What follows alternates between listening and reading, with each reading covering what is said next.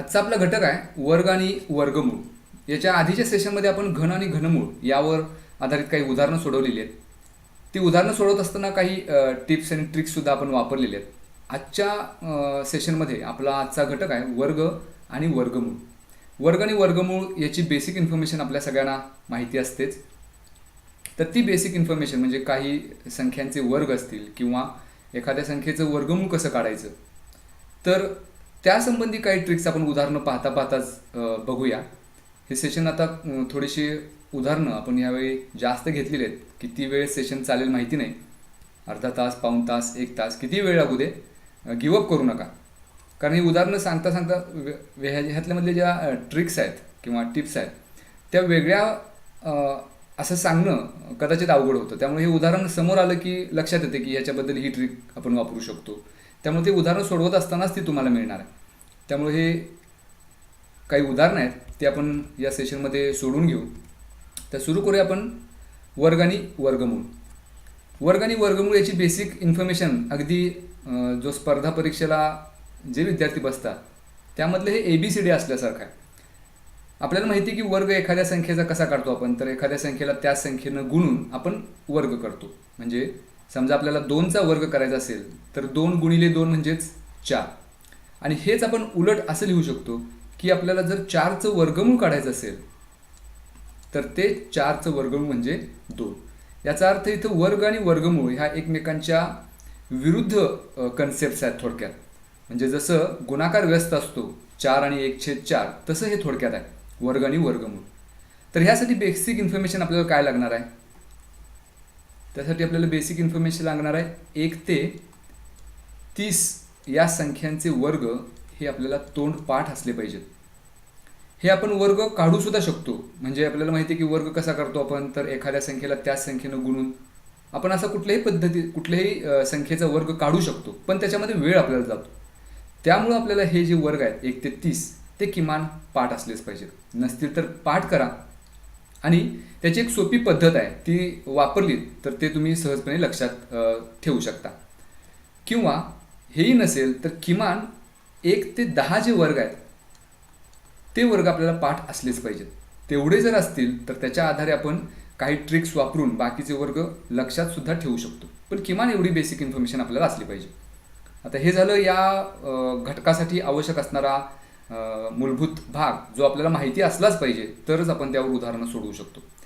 आता आपण वेळ जास्त न घालवता डायरेक्टली उदाहरणाला सुरुवात करूया. म्हणजे त्या प्रत्येक उदाहरणामध्ये असणारा प्रकार आपल्या लक्षात येईल आणि कोणत्या पद्धतीनं, कोणत्या ट्रिक्स वापरून, कोणतं लॉजिक वापरून आपण उदाहरणं सोडवू शकतो हेही पाहता येईल. पहिलं उदाहरण, वर्गमुळात 0.09 अधिक वर्गमुळात 0.49 बरोबर किती. आता हे उदाहरण जर आपल्याला सोडवायचं असेल तर पहिल्यांदा आपण याचं उत्तर पाहूया काय, हे सोडवून दाखवतो आणि त्यानंतर मग आपण चुकतो कुठं ते मला या उदाहरणाच्या बाबतीत सांगायचं आहे. बरेच विद्यार्थी वर्गमूळ जर 9चा असेल किंवा 49चा असेल तर आपल्याला पटकन काढता येतं. त्यावर आपण बेरीज, वजाबाकी, गुणाकार, भागाकार या क्रिया करू शकतो. पण दशांश अपूर्णांक आला की बरेचसे विद्यार्थी चुकतात तिथं. तर ते चुकतात का ते आपण नंतर पाहू. सुरुवातीला हे उदाहरण आपण सोडवून घेऊया. आपल्याला असं दिले, वर्गमुळात 0.09 अधिक वर्गमुळात 0.49 बरोबर किती. त्यामुळे हे आपल्याला अल्जेब्रिक एक्सप्रेशन सोडवायचं आहे, ही बैजिक राशी सोडवायची आहे. मग वर्गमुळात 0.09 याचं वर्गमूळ 0.3 आहे अधिक 0.49चं वर्गमूळ आहे 0.7. मग 0.3 अधिक 0.7 म्हणजेच याची बेरीज येईल 1.0 आणि 1.0 म्हणजेच 1. आता हेही समजलं नसेल की 0.3 अधिक 0.7 बरोबर 1.0 कसं आलं, तर इथं आपल्याला असं उभ्या पद्धतीने आपण मांडू शकतो. 0.3 अधिक 0.7, 7 आणि 3 10, हातचाला 1 इथं आणि 1 अधिक 0 अधिक 0 म्हणजेच 1 आणि दशांश अपूर्णांकाखाली दशांश अपूर्णांक. मग 1.0 म्हणजेच 1 हे उत्तर आहे. आणि हा आपल्याला पर्याय दिला आहे पर्याय क्रमांक 1 मध्ये. आता इथं मुद्दाम एक आणखी पर्याय दिला आहे, पर्याय तिसरा 0.73. बरेच विद्यार्थी 0.73 या उत्तरापर्यंत येतात. ते कसे येतात ते आता मी सांगतो. म्हणजे चूक काय होते ते सांगतो. मी तुम्हाला सांगितलं की वर्गमुळात 0.09चं वर्गमूळ 0.3 आहे. मग हे वर्गमूळ काढताना बरेच जण चुकतात. म्हणजे वर्गमुळात 0.09 दिसलं की त्याचं वर्गमूळ बरेच विद्यार्थी 0.03 काढतात आणि असं जर केलं आणि 0.49 वर्गमूळ मात्र ते चुकत नाही, ते बरोबर काढतात 0.7. आता ह्या दोन्हींची जर बेरीज केली म्हणजे 0.03 अधिक 0.7 तर ते उत्तर मिळतं 0.73 आणि तो पर्याय इथे दिलाय पर्याय क्रमांक 3 मध्ये. आणि तो पर्याय त्यांना दिसल्यामुळं ते पर्याय निवडतात, पण ते चुकलेलं असतं. का चुकलेलं असतं? कारण 0.09चं वर्गमूळ 0.03 नाही तर ते 0.3 आहे. आता हे आपण पाहूया की ते 0.3 कसं आहे. एक लक्षात घ्यायचं की कुठल्याही दशांश अपूर्णांकाचं जर वर्गमूळ आपल्याला काढायचं असेल तर त्याच्यामध्ये दशांश चिन्हानंतर जेवढ्या संख्या आहेत आणि त्याचं आपण वर्गमूळ ज्यावेळेला काढतो त्यावेळेला ती जी संख्या मिळेल त्याच्यामध्ये दशांश अपूर्णांकानंतर येणारे डिजिट्स निम्मे करायचे, हाफ करायचे. म्हणजे इथं आपण 0.09चं वर्गमूळ काढतोय, मग आपण थोडा वेळ असा विचार करायचा की हे दशांश चिन्ह नाही, मग हे जर दशांश चिन्ह नसेल तर ही संख्या कोणती आहे? 009 म्हणजेच 9. मग 9चं वर्गमूळ किती? तर 3. हे आपण पहिल्यांदा काढून घ्यायचं. आता त्यानंतर दशांश चिन्हाचा विचार करायचा. इथं 0.09 मध्ये दशांश चिन्हानंतर 2 डिजिट्स आहेत, त्यामुळं त्याचं जे वर्गमूळ काढले त्याच्यामध्ये दशांश चिन्हानंतर 1 डिजिट राहिलं पाहिजे. कारण मी आत्ताच सांगितल्या पद्धतीनं जर 2 डिजिट्स असतील तर त्याचे हाफ करायचे. मग त्यासाठी या 3 नंतर उजवीकडून येताना दशांश चिन्ह घेऊन परत 0 घ्यायचं. म्हणजे आता या दशांश चिन्हानंतर एकच घर झालं पहा, म्हणून 0.09 त्याचं वर्गमूळ येईल 0.3. 0.03 नाही. त्यामुळं हे जर चुकलं तर पुढचं सगळं कॅल्क्युलेशन चुकतं. आणि असे कन्फ्युजिंग पर्याय स्पर्धा परीक्षेमध्ये बरेचसे असतात आणि बरेच विद्यार्थी ह्या अशा बेसिक इन्फॉर्मेशन, काही जणांना ही माहितीसुद्धा असतं, पण गडबडीमध्ये इथं 0.09चं वर्गमूळ ते 0.03 घेतात. ते एकदा घेतलं की पुढचं सगळं उत्तर चुकतं. त्यामुळं अशा पद्धतीच्या प्रश्नांचा बारकाईने विचार करायचा आहे, त्यावर थोडा वेळ घ्यायचा आणि मग उत्तर द्यायचं. तर हे एक झालं. आता 0.49 मध्ये तशी चूक होत नाही, कारण 49 मी सांगितल्या पद्धतीनं समजा 49 ही जर संख्या आपण पाहिली, आपल्याला 0.49चं वर्गमूळ पाहिजे, तर त्यामध्ये 49चं वर्गमूळ 7 येतं आणि नंतर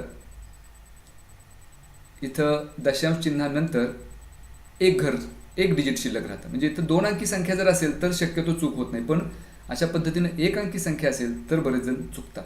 तर हे एक लक्षात घ्यायचं आहे की दशांश अपूर्णांकाचं वर्गमूळ ज्यावेळेला आपण काढत असतो त्यावेळेला त्या ज्या संख्येचं आपल्याला वर्गमूळ काढायचं आहे त्याच्यामध्ये दशांश अपूर्णांकानंतर जेवढे डिजिट्स आहेत त्या डिजिट्सची संख्या हाफ करायची वर्गमूळ काढताना. आणि हाच नियम आता हा पॉईंट निघलाच आहे, तर याच्या वर्गाच्या बाबतीत हाच नियम उलट आहे. म्हणजे जर आपल्याला 0.2 याचा वर्ग करायचा असेल तर ज्या पद्धतीनं वर्गमूळ काढताना आपण डिजिटची संख्या निम्मी करतो तसंच वर्ग करताना डिजिटची संख्या दुप्पट करायची. म्हणजे पहिल्यांदा इथं 2चा वर्ग काढायचा, 2चा वर्ग 4 मिळेल आणि इथं दशांश चिन्हानंतर एकच डिजिट आहे आणि आपण त्याचा वर्ग करतोय, त्यामुळे दशांश चिन्हानंतर आता 2 डिजिट्स आपल्याला मिळाली पाहिजेत. पण 2चा वर्ग तर 4च आहे, म्हणजे इथं डिजिट तर एकच आहे आणि आपल्याला दशांश चिन्हानंतर तर 2 डिजिट्स मिळाली पाहिजेत. मग काय करायचं? तर उजवीकडून येताना हे 4 पहिलं डिजिट झालं, आणखी एक 0 घ्यायचा म्हणजे हे दुसरं डिजिट होईल आणि मग डेसिमल द्यायचा. म्हणजे उत्तर मिळेल आपल्याला 0.04.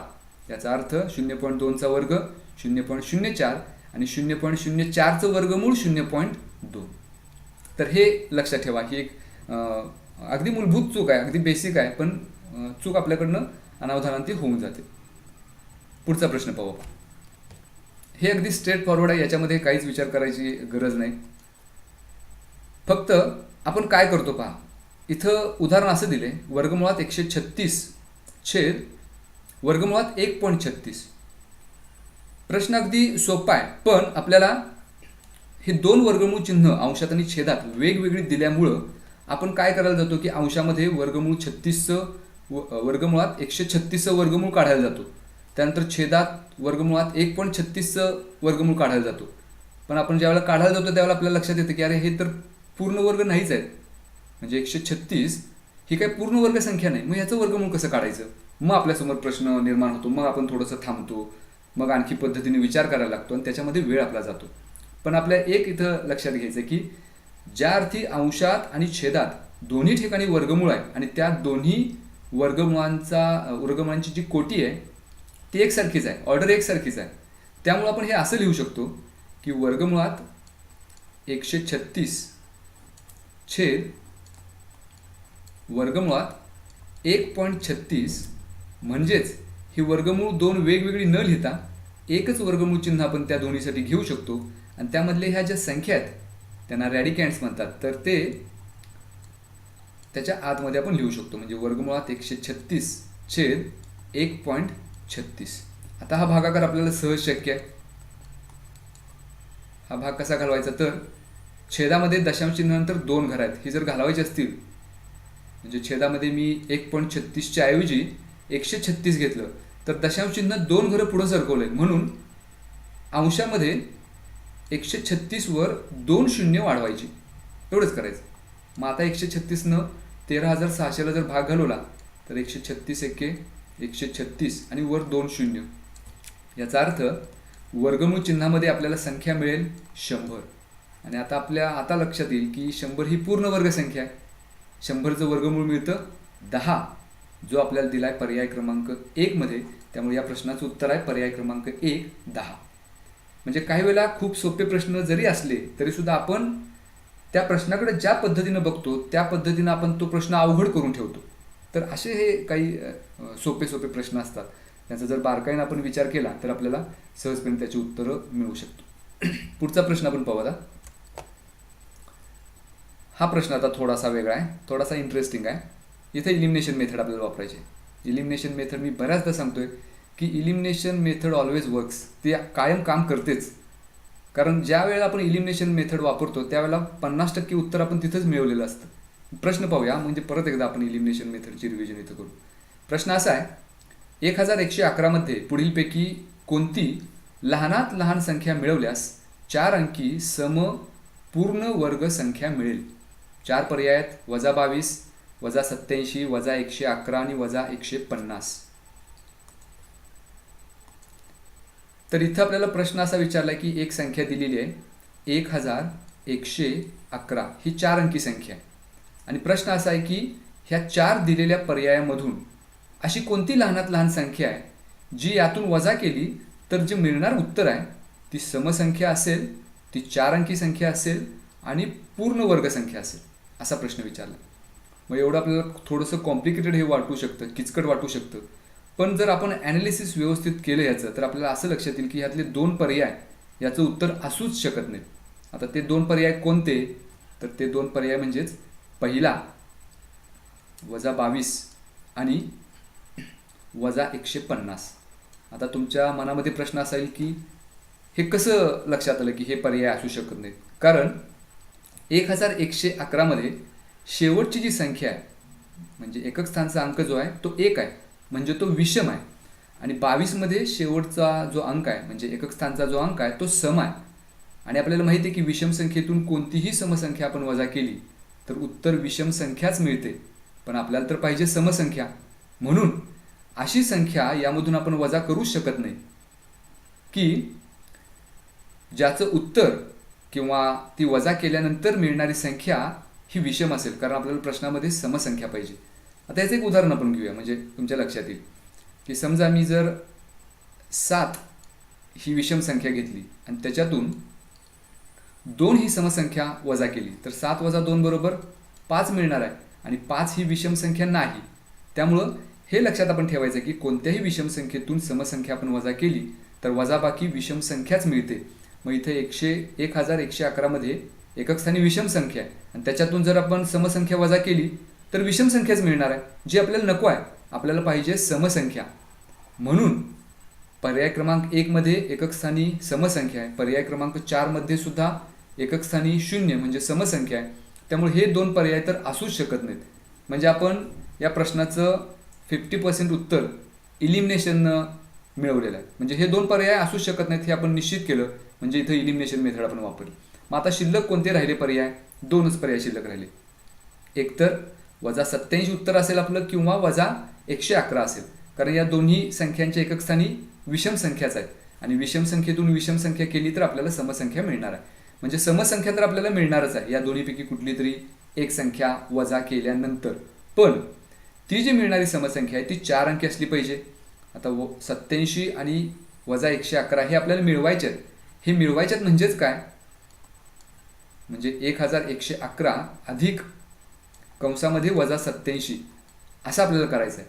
मग हे अधिक वजा पुन्हा वजाच होतील, म्हणजे इथं आपल्याला मिळेल 1111 अधिक वजा 87. म्हणून मी म्हणतोय की वजा करायचं का म्हणतोय, कारण ह्या प्रत्येक संख्येमध्ये किंवा 1111 मध्ये ही प्रत्येक संख्या जी ऋण आहे ती मिळवायची म्हणजेच काय तर वजा करायचं. मग आता आपल्याला ही वजाबाकी करून बघायची की याचं उत्तर किती मिळतं, मग ती पूर्ण वर्ग संख्या मिळते का हा विचार आपण करायचा आहे. मग 1111 वजा 87 ही जर वजाबाकी आपण केली तर आपल्याला उत्तर मिळेल 1024. तर हा एक पर्याय मिळाला. पण आपल्याला दुसरा पर्याय सुद्धा चेक करायचा आहे. मग दुसरी शक्यता अशी आहे की 1111 मधून किंवा त्याच्यामध्ये आपण समजा 1111 मध्ये वजा 111 मिळवले तर 1111 हे अधिक वजा वजा होतील 111. मग 1111 वजा 111 म्हणजेच 1000. आणि आपण या संख्यांशी इतकं फॅमिलियर झालेलं असतो की 1000 ही पूर्ण घन संख्या आहे, पण हे उत्तर मिळाल्याबरोबर आपल्याला असं वाटतं की 1000 ही पूर्ण वर्ग संख्याच आहे, त्यामुळे आपण पटकन ठरवून टाकतो की 111 हे उत्तर. पण 1000 ही पूर्ण वर्ग संख्या नाही. मग पूर्ण वर्ग संख्या कुठली तर 1024. मग तो कशाचा वर्ग आहे 1024, तर तो वर्ग आहे 32चा. म्हणजे 32चा वर्ग आपल्याला मिळतो 1024. याचा अर्थ 1111 मध्ये वजा 87 जर आपण मिळवले तर जी काही संख्या आपल्याला मिळेल 1024 ती 4 अंकी संख्या. आता ह्या तिन्ही अटी पूर्ण होतात का बघूया. ती 4 अंकी संख्या आहे का तर आहे, ती 4 अंकी संख्या आहे. ती समसंख्या आहे का आहे, त्याच्या एकक स्थानी 4 असल्यामुळे ती समसंख्याही आहे. आणि ती पूर्ण वर्ग आहे का तर आहे, 32चा वर्ग 1024. त्यामुळे या तिन्ही अटी पूर्ण करणारा हाच पर्याय आहे, तो म्हणजे पर्याय क्रमांक 2 वजा 87. त्यामुळं या प्रश्नाचं अचूक उत्तर आहे पर्याय क्रमांक 2 वजा 87. तर अशा पद्धतीनं आपण काही प्रश्नांचं ॲनालिसिस करून योग्य पद्धतीनं त्याचं उत्तर शोधू शकतो. जर तुम्हाला प्रश्न हे समजा खूप सोपे वाटत असतील तर तुम्ही ॲट अ टाईम ज्यावेळेला मी एक्सप्लेन करत असतो त्यावेळेला तुम्ही कॅल्क्युलेशन करून त्याचं उत्तर कमेंटमध्ये पाठवलं तरी चालेल. पुढचा प्रश्न आपण पाहूया. आपण हे वेगवेगळ्या प्रकारची उदाहरणं पाहतोय, म्हणजे फक्त वर्ग आणि वर्गमूळ याच्यावर डिरेक्टली विचारलेले प्रश्न नाहीत, तर थोडंसं पण वेगळ्या पद्धतीने विचारलेले प्रश्न याचाही इथं समावेश केलेला आहे. आता पुढचा प्रश्न असा आहे बघा. 1296च्या वर्गमुळाच्या वर्गमुळातून 625च्या वर्गमुळाचे वर्गमूळ वजा केले तर पुढीलपैकी कोणत्या संख्येचे वर्गमूळ शिल्लक राहते. म्हणजे प्रश्न आपल्याला वर्गमुळाच्या वर्गमुळातून दुसऱ्या संख्येच्या वर्गमुळाचं वर्गमूळ वजा करायचं आहे. मग याचं सरळ ॲनालिसिस करायचं. आपल्याला कशाचं वर्गमूळ पाहिजे पहिल्यांदा 1296. मग हे लिहूया वर्गमुळात 1296. आता ह्या वर्गमुळाचं वर्गमूळ काढायचं आहे, त्यामुळे याच्या बाहेर आणखी एक वर्गमूळ चिन्ह देऊया. म्हणजे हे झालं 1296च्या वर्गमुळाचं वर्गमूळ. आता ह्याच्यातून वजा काय करायचं आपल्याला 625च्या वर्गमुळाचे वर्गमूळ. मग परत एकदा वर्गमुळात लिहूया 625. त्याच्यानंतर या 625च्याही वर्गमुळाचं वर्गमूळ पाहिजे, त्यामुळे परत एकदा ही संख्या वर्गमूळ चिन्हात घेऊया. आता हे आपल्याला सोडवायचं आहे आणि याचं उत्तर काढायचं. मग 1296 याचं वर्गमूळ आहे 36. आता हे 36 मी डिरेक्टली कसं काढलं हे सुद्धा सांगणार आहे. पहिल्यांदा आपण हे उदाहरण पूर्ण करूया, त्याच्यानंतर मग अशा पद्धतीचं एखादी पूर्ण वर्ग संख्या दिली असेल त्याचं वर्गमूळ आपण अगदी काही क्षणात काही सेकंदात कसं काढू शकतो त्याच्याबद्दल एक ट्रिक आहे, ते हे उदाहरण संपल्यानंतर सांगतो मी तुम्हाला.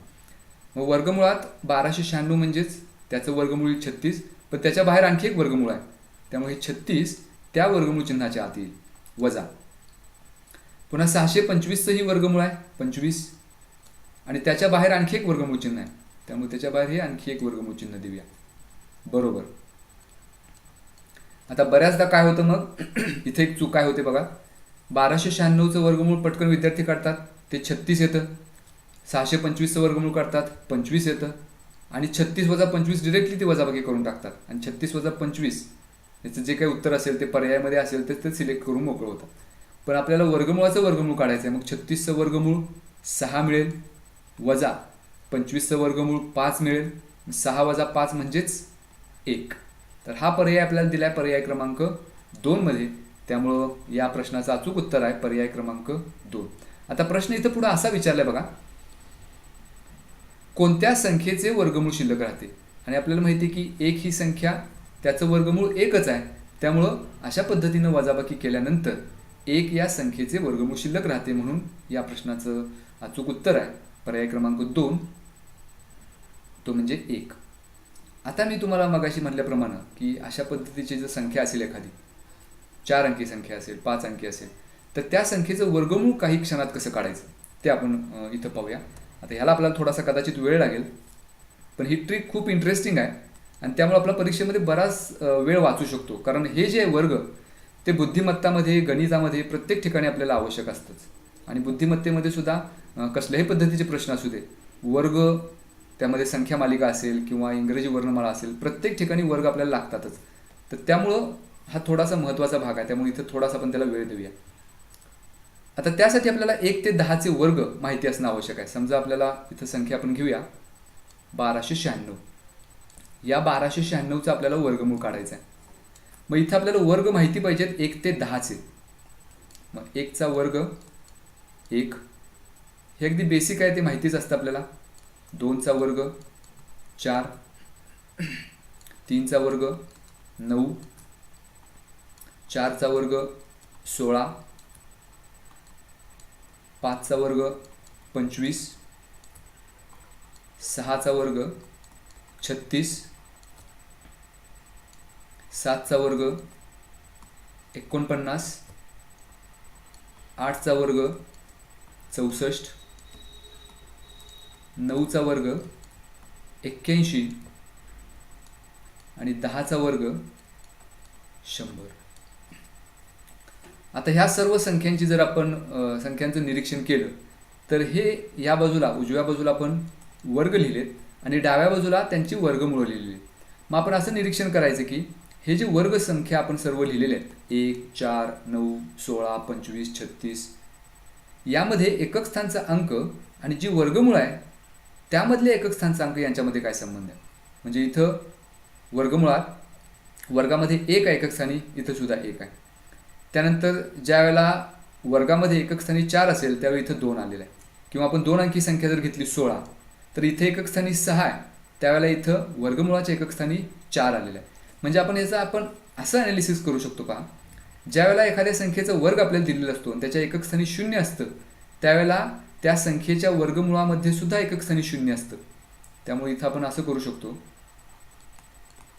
की वर्गस्थानी आणि वर्गमुळाच्या स्थानी असणारे एकक स्थानचे अंक हे आपल्याला माहिती असणं आवश्यक आहे. म्हणजे जर वर्गाच्या एकक स्थानी 0 असेल तर वर्गमुळाच्या एकक स्थानी सुद्धा 0च असतं, जसं की इथं 10चा वर्ग 100.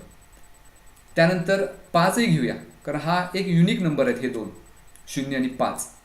म्हणजे जर वर्गाच्या एकक स्थानी 5 असेल तर वर्गमुळाच्या एकक स्थानी सुद्धा 5च असणार आहे. इथं आपण पाहू शकतो वर्ग 5चा 25 आहे, 25च्या एकक स्थानी 5 आहे आणि इथं सुद्धा 5 आहे. किंवा आणखी एक उदाहरण आपण असं पाहू शकतो, 15चा वर्ग 225 आहे, तर त्याच्यामध्ये सुद्धा 15च्या एकक स्थानी 5 आहे आणि 225च्या एकक स्थानी 5 आहे. तर हे दोन युनिक आहेत की वर्गाच्या एकक स्थानी 0 असेल तर वर्गमुळाचे सुद्धा 0, वर्गाच्या एकक स्थानी 5 असेल तर वर्गमुळाच्या एकक स्थानी सुद्धा 5. आता बाकीच्या संख्या बघूया. बाकीच्या संख्या म्हणजे कुठल्या, वर्गाच्या एकक स्थानी 1 असेल तर काय होतं बघा. तर वर्गाच्या एकक स्थानी 1 असेल तर त्याच्या वर्गमुळाच्या एकक स्थानी काय असणार आहे, इथे 1चा वर्ग 1 लिहिला आहे, मग त्याच्या वर्गमुळाच्या एकक स्थानी कदाचित 1 असेल किंवा आणखी कुठं 1 मिळते बघा इथं एकक स्थानी, ते मिळणार आहे 81 मध्ये. मग 81 हा जर ही जर वर्गसंख्या असेल तर त्याचं वर्गमूळ आहे 9. म्हणजे वर्गाच्या एकक स्थानी जर 1 असेल तर वर्गमूळाच्या एकक स्थानी 9 सुद्धा असू शकते. म्हणजे इथं 2 पर्याय येतील, 1 किंवा 9. आता हे आपण कशासाठी बघतोय सांगतो मी तुम्हाला, की ज्या संख्येचा आपल्याला वर्ग काढायचा आहे त्या संख्येचा आपण एकक स्थानचा अंकच फक्त पाहायचा. तो जर 1 असेल तर याचा अर्थ त्या संख्येचं जे काही वर्गमूळ असेल त्याच्या एकक स्थानी एक तर असेल 1 किंवा 9. आणखी कुठला वर्ग आहे बघा एकक स्थानी? 4 1 आहे. एकक स्थानी 4 जर असेल तर काय काय शक्यता मिळतील? एकक स्थानी 4 असेल तर वर्गमुळाच्या एकक स्थानी एक तर असेल 2, कारण 2चा वर्ग 4 आहे. किंवा आणखी कुठं 4 आले बघा, इथं 64 मध्ये आलेला आहे. मग 64चं वर्गमूळ 8 आहे. म्हणजे जर वर्गाच्या एकक स्थानी 4 आला असेल तर वर्गमुळाच्या एकक स्थानी 8 सुद्धा संख्या असू शकते. त्यामुळे एखाद्या ज्या संख्येचा वर्ग आपल्याला काढायचा आहे त्याच्या एकक स्थानी 4 असेल तर त्याच्या वर्गमूळाच्या एकक स्थानी एकतर 2 असेल किंवा 8 असेल. त्यानंतर आणखी कोणती संख्या आपल्याला मिळू शकते? ती मिळू शकते 6. मग 6 जर एखाद्या संख्येच्या वर्गाच्या एकक स्थानी असेल तर त्याच्या वर्गमूळाच्या ठिकाणी एकतर 4 असेल, कारण 16चं वर्गमूळ 4 आहे. किंवा इथे 36 सुद्धा मिळाले बघा, तिथं सुद्धा एकक स्थानी 6 आहे, त्याचं वर्गमूळ 6 आहे. मग असं जर असेल तर तिथं त्याच्या वर्गमूळाच्या एकक स्थानी एकतर 4 असेल किंवा 6 असेल. आणि राहिली शेवटची एक संख्या ती म्हणजे 9. 9 जर एकक स्थानी असेल तर त्याच्या वर्गमूळाच्या एकक स्थानी एकतर असेल 3, कारण 9 हा 3चा वर्ग आहे. किंवा 49 मध्ये सुद्धा एकक स्थानी 9 आहे बघा. मग असं जर असेल तर त्याच्या वर्गमूळाच्या एकक स्थानी एकतर असणार आहे 7. तर हा चार्ट आपल्याला सगळ्यात महत्त्वाचा आहे. म्हणजे आपल्याला कुठलीही पूर्ण वर्ग संख्या देऊ देत, त्या पूर्ण वर्ग संख्येच्या एकक स्थानी हेच अंक असणार आहेत, यापैकीच एखादा अंक असणार आहे. म्हणजे एकतर 0 असेल किंवा 5 असेल किंवा 1 असेल किंवा 4 असेल किंवा 6 असेल किंवा 9 असेल, यापेक्षा कुठलाही वेगळा अंक नसणार आहे. उदाहरण म्हणून तुम्ही पाहू शकता, पहा कुठलाही वर्ग घ्या कोणत्याही संख्येचा, आपल्याला जे पाठ आहेत ते घेऊया. 15चा वर्ग 225 एकक स्थानी 5 आहे. 11चा वर्ग 121 एकक स्थानी 1 आहे. 20चा वर्ग 400 एकक स्थानी 0. असं कुठलाही वर्गसंख्या घ्या, त्याच्या एकक स्थानी हेच फक्त 6 अंक असणार आहेत. मग ह्या ट्रिकचा इथं उपयोग करायचा आहे की जर एकक स्थानी हे अंक असतील तर त्यांच्या वर्गमूळाच्या एकक स्थानी हेच अंक असले पाहिजेत. कुठले? म्हणजे वर्गाच्या एकक स्थानी 0 असेल तर वर्गमूळामध्ये 0च असला पाहिजे एकक स्थानी. अशा पद्धतीनं वर्गाच्या एकक स्थानी 1 असेल तर वर्गमूळाच्या एकक स्थानी 1 असेल किंवा 9 असेल. आता कदाचित हे सुद्धा तुम्हाला पाठ करायला थोडंसं किचकट वाटेल की 1 असेल तर 1 9, 4 असेल तर 2 8, 6 असेल तर 4 6, 9 असेल तर 3 7. तर त्यासाठी सुद्धा एक छोटीशी ट्रिक सांगतो मी तुम्हाला. बघा इथं 5 आणि 0 ह्या दोन संख्या आपल्याला सोडायच्यात का? कारण त्यांच्या वर्गाच्या आणि वर्गमूळाच्या एकक स्थानी त्याच संख्या असणार आहेत. मग हे सोडून कुठल्या कुठल्या संख्या आहेत? पहिली संख्या 1, मग त्याच्या वर्गमूळाच्या एकक स्थानी काय असणार आहे? एक तर 1 किंवा 9. मग आता ह्या उरलेल्या क्रमामध्ये 1 आणि 9 कशा संख्या आहेत बघा. 1 पहिली संख्या आहे आणि 9 शेवटची संख्या आहे. इथं आपल्याला 9 मिळते आणि इथं आपल्याला 1 मिळते. मग 1 आणि 9 अशा पद्धतीनं पहिली आणि शेवटची संख्या जोडली तर आपल्याला मिळणार आहे. 4 ज्या वेळेला एकक स्थानी असतं त्यावेळेला 2 आणि 8. मग 2 आणि 8 कुठं मिळणार आहे? इथं 4 आहे, मग इथं 2 आहे, तर हा 2 आणि 8. म्हणजे आता वरून दुसरी संख्या आणि शेवटून दुसरी संख्या 2 आणि 8. त्यानंतर 6 एकक स्थानी असेल तर वर्गमूळाच्या एकक स्थानी एकतर 4 असेल किंवा 6 असेल. मग 4 आणि 6 कुठं मिळते बघा. इथं 4 आहे, म्हणजे एकक स्थानी जर 6 असेल तर हे 6 आणि 4 अशा पद्धतीने. आणि 9 जर असेल तर 3 आणि 7. तर इथं 9 आहे आणि इथं 7 आहे. तर अशा पद्धतीने आपण पॅटर्न एक तयार करू शकतो आणि लक्षात ठेवू शकतो की पहिली आणि शेवटची संख्या, वरून दुसरी संख्या, शेवटून दुसरी संख्या, वरून तिसरी संख्या, शेवटून तिसरी संख्या, वरून चौथी संख्या, शेवटून चौथी संख्या. अशा पद्धतीने पॅटर्न लक्षात ठेवू शकतो. आता एवढं सगळं झाल्यानंतर आपल्या मेन पॉईंटकडे येऊया. आपल्याला वर्गमूळ काढायचं आहे 1296चं. मग 1296 इथं लिहून घेऊया आपण. यामध्ये 2-2 गट करूया, 2-2 संख्यांचे. 96चा एक गट, 12चा एक गट. आता या 96 मध्ये एकक स्थानी किती आहेत? 6 आहेत. मग ह्या चार्टनुसार जर वर्गाच्या एकक स्थानी 6 असेल तर त्याच्या वर्गमुळाच्या एकक स्थानी किती असलं पाहिजे? इथं 2 शक्यता आहेत, 4 किंवा 6. मग इथं एकतर या संख्येचं जे काही वर्गमूळ असेल त्याच्या एकक स्थानी असेल 4 किंवा एकक स्थानी असेल 6. म्हणजे एकक स्थानचे अंक आपल्याला मिळाले. आता दशक स्थानचा अंक आपल्याला मिळवायचा आहे. मग तो कसा मिळवायचा बघा. दुसरा ग्रुप आपण 12चा केलेला आहे. या 12च्या आधी येणारी पूर्ण वर्ग संख्या आपल्याला शोधायची आहे. मग 12च्या आधी येणारी पूर्ण वर्ग संख्या कोणती? तर 9. कारण 16 ही संख्या पूर्ण वर्ग आहे पण ती 12पेक्षा मोठी आहे. मग 9 ही पूर्ण वर्ग संख्या 12च्या आधी येणार आहे. मग ह्या 9चं वर्गमूळ किती? ह्या 9चं वर्गमूळ आहे 3. मग ही जी 3 संख्या आहे ती या दोन्ही ठिकाणी ठेवायची. म्हणजे 4च्या पुढं 3 ठेवूया, 6च्या पुढं 3 ठेवूया. 2 पर्याय मिळतील, 34 किंवा 36. म्हणजे आपलं जे काही वर्गमूळ असेल या संख्येचं 1296चं तिथं 2 पर्याय मिळाले. एकतर 34 असेल किंवा 36 असेल. मग आता पटकन गुणाकार करू शकतो आपण. दोन्ही चेक करून पाहायचं. पहिल्यांदा गुणाकार करून पाहायचा 34 गुणिले 34 तो किती येतो पाहायचं. आणि दुसऱ्यांदा गुणाकार करून पाहायचा 36 गुणिले 36 तो किती येतो पाहायचं. ज्या 2 संख्यांचा गुणाकार येईल 1296 ते त्याचं वर्गमूळ. इथं 36 गुणिले 36 हा गुणाकार केला तर आपल्याला तो 1296 मिळतो. याचा अर्थ 1296चं वर्गमूळ मिळेल 36. तर ही आहे ती छोटीशी ट्रिक. जे समजून घेतलं तर हे अगदी काही सेकंदामध्ये उत्तर मिळतं. पण हेच जर आपल्याला 1296चं वर्गमूळ काढायचं असेल तर काय करावं लागेल आपल्याला? 1296 अशा पद्धतीने लिहून घ्यावं लागेल. त्यानंतर याचे सर्व फॅक्टर्स काढावे लागतील. म्हणजे पहिल्यांदा याला 2 न भागायचं, बेसक 12, त्यानंतर बेचोक 8, बेअठी 16, पुन्हा 2 न भागायचं. असे सगळे याचे अवयव पाडत जायचे. परत 2-2चे गट करायचे आणि त्या सगळ्यांचा गुणाकार करायचा आणि मग आपल्याला 1296चं वर्गमूळ मिळेल. तर हे एक उदाहरण म्हणून आपण घेतलं की यामध्ये जेवढा वेळ आपला जातोय तो वेळ आपण मगाशी मी सांगितलेली जर ट्रिक वापरली तर पटपट उदाहरण याची आपण सोडवून होऊ शकतो. आणि हा वर्ग, वर्गमूळ आणि घनमूळ ह्यावर विशेष भर काय? कारण हे आपल्याला सगळीकडे ॲप्लिकेबल आहे. सगळीकडे याचा फायदा आपल्याला होऊ शकतो. तर त्यामुळं ह्या अशा जे ट्रिक्स आहेत त्या आपण वापरून उदाहरणं नक्की सोडवू शकतो. तर याचा नक्की तुम्ही फायदा घ्या. पुढं आपण पाहूया. पुढचा प्रश्न असा आहे, जर 2x वर्ग बरोबर वर्गमुळात 1024 तर x बरोबर किती? 4 पर्याय दिलेत आपल्याला, 16, 32, 8 आणि 4. मग इथंही हे उदाहरण आपल्याला सोडवायचं आहे. हे अगदी इक्वेशनच्या स्वरूपात जी उदाहरणं असतात ती खूप सोपी असतात. फक्त त्यामध्ये आपण चूक काही करता कामा नये एवढंच महत्त्वाचं आहे. मग 2x बरोबर वर्गमुळात 1024 हे आपल्याला दिलेलं आहे. आणि आत्ताच आपण पाहिलं की 1024चं वर्गमूळ आपल्याला काढावं लागेल आता. कारण हे उदाहरण आपल्याला सोडवायचं म्हणजे x ची किंमत काढायची आहे. मग 2x वर्ग बरोबर 1024चं वर्गमूळ आत्ताच जी पद्धत आपण वापरली त्याचा उपयोग करूया. 1024 2-2चे गट करायचे, एकक स्थानी 4 आहे. याचा अर्थ जी कुठली संख्या आपल्याला त्याचं वर्गमूळ मिळणार आहे त्यामध्ये एकक स्थानी एकतर 4 असेल किंवा 6 असेल. 4 किंवा 6. मग उरलेली जी संख्या आहे तर ती संख्या एक मिनिट, आता एकक स्थानी 4 आलेलं, थांबा. 4 आणि 6 येणार नाहीत पर्याय.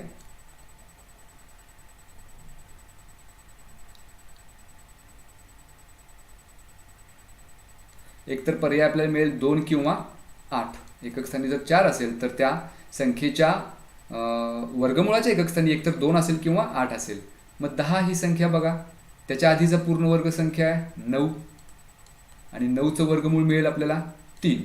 म्हणजे एकतर ती संख्या असेल 32 किंवा 38. मग गुणाकार करून पाहायचा, 32 गुणिले 32 किती होते आणि 38 गुणिले 38 किती होते. तर पटकन याचं उत्तर मिळू शकतं आपल्याला. मग इथं 1024 त्याचं वर्गमूळ मिळेल आपल्याला 32. कारण 32 गुणिले 32 हा गुणाकार आपण करून पाहू शकतो. मग हे आपल्याला उत्तर मिळालं 1024चं वर्गमूळ 32. आता x ची किंमत आपल्याला काढायची आहे म्हणून x वर्ग बरोबर 2 ह्या बाजूला घेतले तर आता इथं प्रत्येक वेळेला हे सोडवत बसायचं नाही. आपण पटकन हे उत्तर काढू शकतो. एवढं कॅल्क्युलेशन आपलं फास्ट झालं पाहिजे की 32ला जर 2 न भागलं म्हणजेच काय तर 32ची निमपट करायची. मग 16 दुने 32 म्हणून 32ची निमपट बरोबर 16 हे डिरेक्टली लिहू शकतो, काढू शकतो. किंवा हे आपल्याला लिहायची सुद्धा गरज नाही. x वर्ग बरोबर 2x वर्ग बरोबर 32 असेल तर x वर्ग बरोबर 16 हे डिरेक्टली आपण लिहू शकतो. पण आपल्याला x वर्गची किंमत काढायची नाही, आपल्याला x ची किंमत काढायची आहे. मग दोन्ही बाजूचं वर्गमूळ घ्यायचं. x वर्गचं वर्गमूळ x आणि 16चं वर्गमूळ 4. जो आपल्याला इथे दिलाय पर्याय क्रमांक 4 मध्ये त्यामुळे पर्याय क्रमांक 4 हे या प्रश्नाचं अचूक उत्तर असेल. आता प्रश्न पर्यायामध्ये इथं बघा पहिलाच पर्याय 16 दिलेला आहे आणि जर आपण हे उदाहरण सोडवलं तर x वर्ग बरोबर 16 मिळवतो आणि आपल्याला वाटतं की संपलं उदाहरण. पर्याय इथं 16 दिलाच आहे त्यामुळे हेच उत्तर असेल, पण ते पुढे सोडवायचं असतं अजून, त्यामुळे ही काळजी घ्यायची असे प्रश्न सोडवत असताना. ठीक आहे, पुढचा प्रश्न बघू. इयत्ता 7वीमध्ये जितके विद्यार्थी आहेत तितकेच रुपये प्रत्येक विद्यार्थ्याने वर्गणी दिली. त्यामध्ये वर्ग शिक्षकांनी आपले 91 रुपये घालून 2116 रुपये अंध कल्याण निधीसाठी दिले, तर प्रत्येक विद्यार्थ्याने किती रुपये वर्गणी दिली? 44, 45, 46 की 54 असा प्रश्न आहे. मग इथं याच्यावरून आपल्याला समीकरण तयार करता येईल. ही खूप स्ट्रेट फॉरवर्ड आहे, अगदी मेकॅनिकल वर्क आहे. याच्यामध्ये जी माहिती आपल्याला दिलेली आहे त्याच्यावरून एक समीकरण तयार करायचं. प्रश्न आपल्याला काय दिले? जेवढे विद्यार्थी आहेत तेवढेच रुपये विद्यार्थ्यांनी वर्गणी दिलेली आहे, प्रत्येक विद्यार्थ्याने तेवढी वर्गणी दिलेली आहे. मग इथं आपण असं समजूया की त्या वर्गामध्ये एक्स विद्यार्थी आहेत, कारण आपल्याला एक समीकरण तयार करायचं म्हणून एक्स विद्यार्थी आहेत असं आपण गृहीत धरूया, कारण आपल्याला ती विद्यार्थ्यांची संख्या माहिती नाही. मग प्रत्येक विद्यार्थ्याने किती रुपये दिले? तर ह्या प्रश्नामध्ये आपल्याला दिलेच आहे जेवढी विद्यार्थ्यांची संख्या तेवढे रुपये प्रत्येक विद्यार्थ्याने दिलेले. म्हणजे विद्यार्थ्यांची संख्या एक्स असेल तर प्रत्येक विद्यार्थ्यांनी एक्स रुपयेच दिलेत. म्हणजे समजा वर्गामध्ये एकूण 100 विद्यार्थी आहेत तर प्रत्येक विद्यार्थ्याने 100 रुपये दिलेले आहेत. तर अशी ही माहिती आहे. मग आता आपल्याला विद्यार्थ्यांनी गोळा केलेली रक्कम कशी काढता येईल?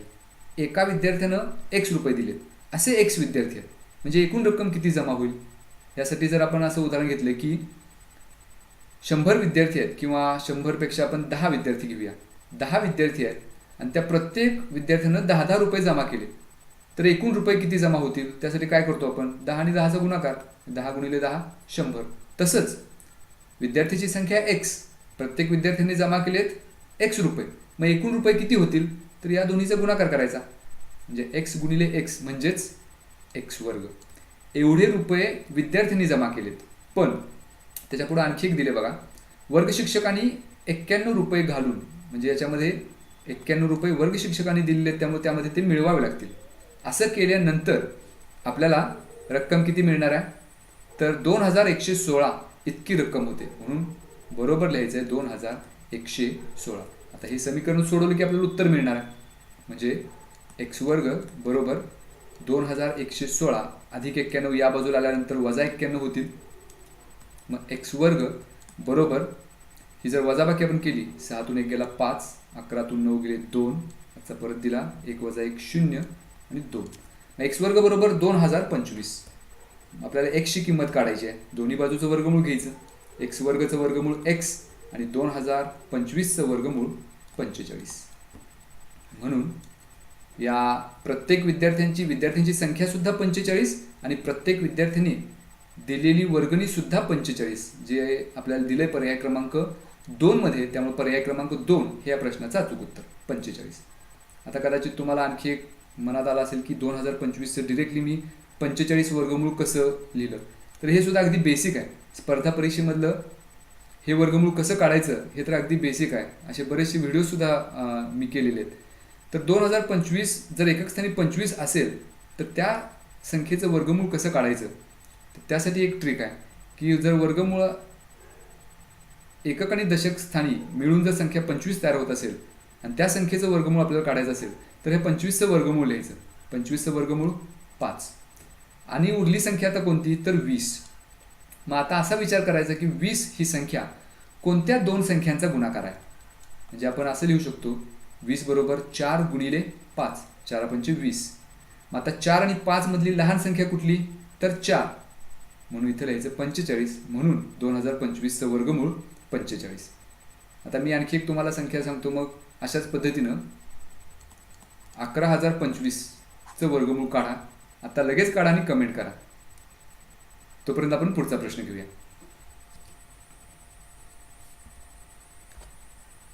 पुढचा प्रश्न असा आहे, जर वर्गमुळात 12चा 3m वजा दुसरा घात बरोबर 12चा वर्ग, तर m बरोबर किती? 4, 2, 1 की 0? मग इथं सुद्धा एक बैजिक राशी आपल्याला दिलेली आहे, अल्जेब्रिक एक्सप्रेशन दिलेलं आहे.